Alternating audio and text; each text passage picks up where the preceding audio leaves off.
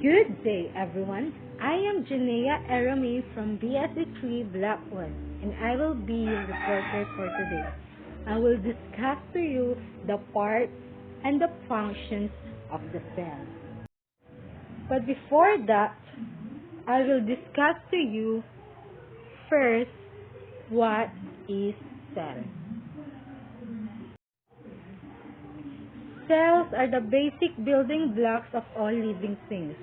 The human body is composed of trillions of cells. They provide the structures for the body, take in nutrients from food, convert those nutrients into energy, and carry out specialized function. Cells also contain the body's heredity materials and can make copies of themselves. And also, cells have many parts, each with a different function. Some of these parts, called organelles, are special structures that perform certain tasks within the cell. Human cells contain the following major cells. And now, let us move on the parts and the functions of the cell. First, cytoplasm.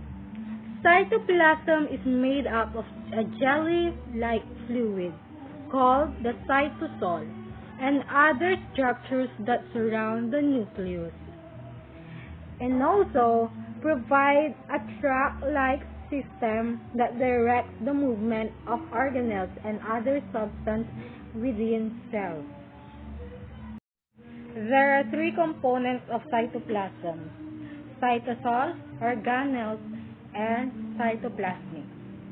Cytosol is the part of the cytoplasm that is not occupied by any organelle. Organelles that are membrane bound. They are present inside the cell and perform specific functions that are necessary for the survival of the cell. Cytoplasmic inclusion consists of different types of insoluble particles or molecules that remain suspended in the cytosol.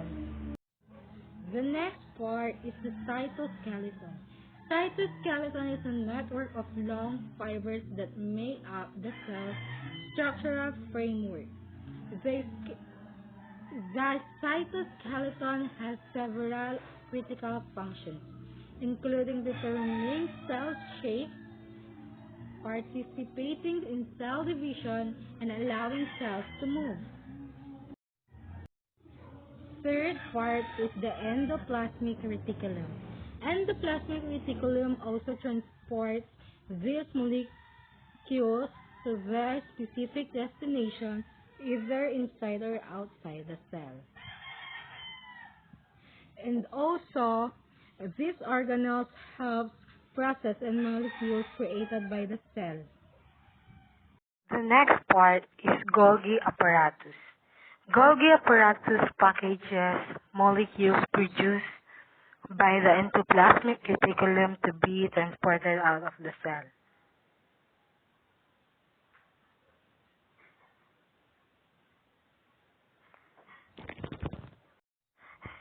And also, they have their own genetic material separate from the DNA, the nucleus, and can make copies of themselves.